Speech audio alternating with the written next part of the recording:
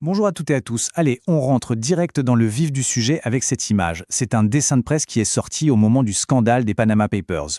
Regardez bien, d'un côté, on a des manifestants qui demandent aux riches de payer leurs impôts, et de l'autre, dans un jet privé, quelqu'un qui leur répond, ironiquement bien sûr, «Et moi j'ai garé mon argent honnêtement dans le sous-marin». Cette image, elle nous pose d'emblée une question assez provocante. Finalement, qui sont les vrais déviants dans notre société ? Et c'est exactement ça qu'on va creuser ensemble aujourd'hui. On va essayer de décortiquer ce qui se passe quand on transgresse les règles. Qui décide de ce qui est permis ou non ? Comment la société réagit ? Et surtout, pourquoi certains sont vus comme des déviants, alors que d'autres, qui ne respectent pas les règles non plus, s'en sortent beaucoup mieux. Voilà donc le titre de notre chapitre.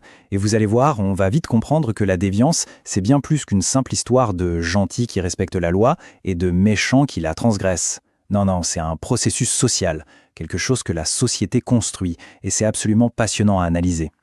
Alors, pour bien structurer notre pensée, voilà notre plan de vol en 4 temps. Une structure parfaite d'ailleurs pour le bac. D'abord, on va définir les termes, c'est la base. Ensuite, on verra comment la société nous surveille. Troisième étape, on plongera dans une théorie sociologique fondamentale, l'étiquetage.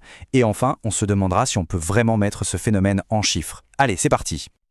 Ok, première partie. On commence par la base de la base en SES, les définitions.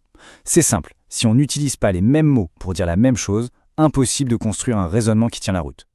Le concept central, c'est celui de norme sociale. Une norme, qu'est-ce que c'est ? Eh bien, c'est une règle de conduite, une règle du jeu dans une société. Il en existe de 2 types. D'un côté, les normes juridiques, celles qui sont écrites noir sur blanc dans la loi, par exemple l'interdiction de voler, et de l'autre, les normes sociales, qui sont souvent implicites, pas écrites, par exemple dire bonjour en entrant quelque part, ou céder sa place dans les transports. Et c'est là qu'on arrive à une distinction cruciale. Il faut bien faire la différence entre la déviance et la délinquance. La déviance, c'est large. C'est le fait de transgresser n'importe quelle norme, qu'elle soit sociale ou juridique. La délinquance, c'est beaucoup plus spécifique. C'est uniquement la transgression d'une norme juridique, c'est-à-dire d'une loi. Donc, retenez bien cette formule. Toute délinquance est une forme de déviance, mais toute déviance n'est pas forcément de la délinquance. Pour que ce soit limpide, regardons ces exemples. Utiliser son téléphone au volant, ah bah là, c'est les deux. C'est déviant et c'est de la délinquance. Mâcher un chewing-gum en classe, c'est déviant par rapport au règlement, mais ce n'est pas un crime. L'évasion fiscale de notre dessin d'intro, c'est à la fois déviant et délinquant. Par contre, ne pas laisser sa place à une personne âgée, c'est mal vu, donc c'est déviant, mais ce n'est pas illégal. Voilà, je crois que là, la distinction est bien concrète. Bien, maintenant qu'on a posé les bonnes définitions, on avance. Une fois qu'une norme est transgressée, qu'est-ce qui se passe ? La société ne reste pas les bras croisés, elle réagit. Et cette réaction en sociologie, ça porte un nom, le contrôle social. Le contrôle social, c'est donc l'ensemble des moyens que la société utilise pour que ses membres respectent les règles. C'est une sorte de pression sociale, plus ou moins forte, qui nous incite toutes et tous à nous conformer, à rentrer dans le rang. Et ce contrôle social, il a 2 visages. D'un côté, le contrôle social formel. Lui, il est exercé par des institutions spécialisées. La police, la justice, l'école. Et les sanctions sont claires, officielles. Une amende, 1 heure de colle, une peine de prison. De l'autre côté, il y a le contrôle social informel. Et lui, il est partout, tout le temps. Dans la famille, avec les amis, au travail. Et les sanctions sont plus floues. Une moquerie, un regard de travers, une rumeur. Et ne sous-estimez jamais la puissance de ce contrôle informel. Surtout aujourd'hui, avec les réseaux sociaux. Regardez ces chiffres, c'est incroyable. On voit que 75% des recruteurs cherchent des commentaires agressifs sur les profils des candidats. Presque la moitié cherchent des photos qu'ils jugent inappropriées. Un recruteur qui écarte une candidature à cause d'une photo, ce n'est pas un policier, mais l'effet est bien réel. C'est l'exemple parfait du contrôle social informel à l'ère du numérique. On arrive maintenant au cœur du réacteur de l'analyse sociologique. Accrochez-vous parce que ça change pas mal de choses. Et si la déviance, ce n'était pas une qualité de l'acte lui-même, mais plutôt le résultat du regard que la société porte sur cet acte ? C'est la grande et révolutionnaire théorie de l'étiquetage. Cette citation du sociologue Howard Baker, elle dit tout.